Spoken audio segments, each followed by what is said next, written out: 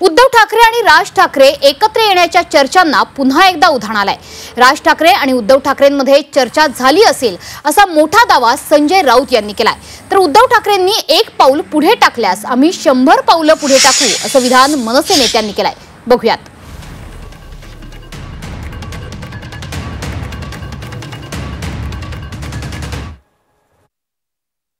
जर मराठी माणूस आणि महाराष्ट्राच्या हिताच्या काही गोष्टी घडणार असतील, तुम्ही एकदा एक पाऊल पुढे या साहेब 100 पावलं पुढे येतील। सोशल मीडियावर सांगून तर कोणी एकमेकांना फोन करत नाही, काय सांगावं, फोन झाले सुद्धा असतील। इंजन आणि मशाल या दोघांच्या प्रमुखांनी काय निर्णय घ्यायचा त्यांचा अधिकार आहे। दूरनी चर्चा करून काय उपयोग आहे? यांच्या एकत्र येण्याने कोणताही फरक महाराष्ट्रात नाही आणि मुंबईमध्ये सुद्धा पडणार नाहीये। आमची भावना हीच आहे की मराठी माणसासाठी असेल, महाराष्ट्रासाठी असेल, महाराष्ट्राच्या हितासाठी असेल, जर कोणी सोबत यायला तयार असेल तर आम्ही त्यांना सोबत घेऊन महाराष्ट्र हितासाठी लढत राहू। मला वाटतं त्या दोन भावांनी बोललं पाहिजे, आम्ही खाली बोलून काही फरक पडणार नाहीये।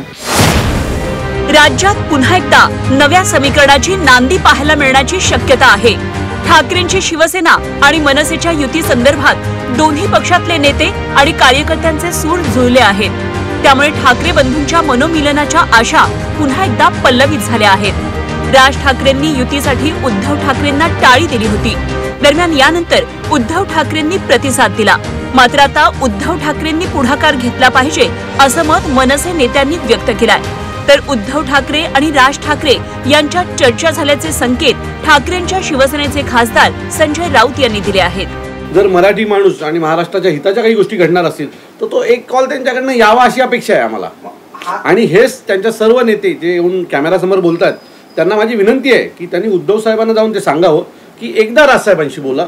मी खात्रीने सांगतो, मी राजसाहेबांना नीट ओळखतो, आम्ही सगळे नीट ओळखतो। तुम्ही एकदा एक पाऊल पुढे या साहेब 100 पावलं पुढे येतील। 10 मिनिटांनी राज ठाकरे यांना फोन करतोय किंवा 10 मिनिटांनी मी उद्धव ठाकरेंना फोन करतोय असं समाज काय सोशल मीडियावर सांगून तर कोणी एकमेकांना फोन करत नाही, काय सांगावं, फोन झाले सुद्धा असतील। तेच विचारायचं, फोन झाले पण काय तुम्हाला बघा, मी वारंवार म्हणालो तुम्हाला फळ दिसले असे कारण आहे ना,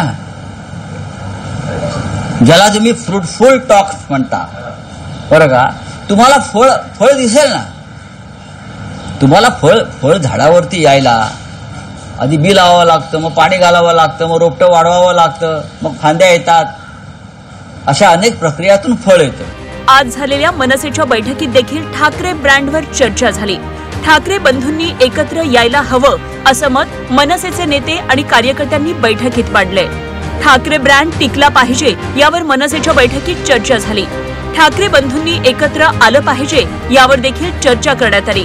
महाराष्ट्राच्या राजकारणात ठाकरेंची दादागिरी चालावी मनसे कार्यकर्त्यांची इच्छा आहे। राजकारणात परप्रांतीय नेत्यांची दादागिरी थांबावी, महाराष्ट्रातील जनतेला जे वाटतं तेच मत पदाधिकाऱ्यांनी बैठकीत मांडलं। ठाकरे बंधूंच्या एकत्र येण्याच्या चर्चा राजकीय वर्तुळात सुरू आहेत। मात्र राज उद्धव एकत्र आल्यास राज्यात आम्हाला फरक पडणार नसल्याचं म्हणत शिंदेच्या शिवसेनेचे नेते कृपाल तुमाने यांनी टीका केली आहे। दरम्यान युती संदर्भात राज ठाकरे आणि उद्धव ठाकरे निर्णय घेतील, आपण चर्चा करून फायदा नसल्याचं अजित पवारांनी म्हटलंय। राज ठाकरे साहेब मनसेचे प्रमुख आहेत ना, उद्धव ठाकरे साहेब उभाटाचे प्रमुख आहेत ना। इंजन आणि मशाल या दोघांच्या प्रमुखांनी काय निर्णय घ्यायचा त्यांचा अधिकार आहे। दूरनी चर्चा करून काय उपयोग आहे? दोन्ही त्या संदर्भात ती दोघं निर्णय घेतील ना, तुला काय पटत? यांच्या एकत्र येण्याने पहिली गोष्ट लक्षात घ्या, कोणताही फरक महाराष्ट्रात नाही आणि मुंबईमध्ये सुद्धा पडणार नाहीये। या राज्याच्या विकासाकरता महायुती सरकार जे कार्यकर्ते आहे, इतकं उत्कृष्ट कार्य करणारं सरकार या राज्याला मिळालं असल्यामुळे जनतेला आता आमच्या सरकारवरती पूर्ण विश्वास झालेला आहे। त्यामुळे मुंबईत नाही, महाराष्ट्रात नाही, कोणत्याही महानगरपालिकेमध्ये याचा असर पडणार नाही। युती संदर्भात सिनियर ठाकरे बंधूंनी एकमेकांना दिलेल्या प्रतिसादानंतर आता ज्युनियर ठाकरे बंधू देखील युतीसाठी अनुकूल आहेत। दोन्ही बंधू एकत्र आल्यास कोणताही प्रॉब्लेम नसल्याचं अमित ठाकरेंनी म्हटलं होतं। तर आदित्य ठाकरेंनी देखील युतीसाठी राज ठाकरेंना साथ घातली होती। काही महिन्यांपूर्वी दोन्ही ठाकरे बंधूंनी एकमेकांना साथ घातली होती, पण याच्या पुढे काय झालं अजून काही पुढे म्हणजे आम्ही आमच्याकडून प्रतिसाद दिलेला आहे।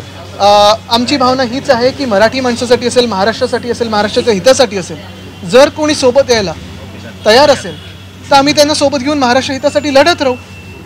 पहिली गोष्ट आपण हे पाहिली असेल, काल परवाकडे आमचे दीपेश म्हात्रे आणि त्यांनी तिकडचे राजू पाटील या दोघांनी तर एकत्र आंदोलन केलेलं आहे. लोकांच्या मनात काय आहे हे आपल्याला माहिती आहे. आमचं मन साफ आहे.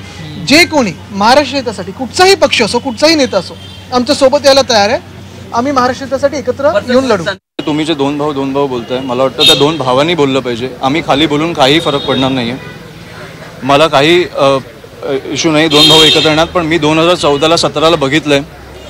2014-17 सोडा मी कोविड काळात बघितलंय, जिकडे मला वाटतं उद्धवजी मुख्यमंत्री होते.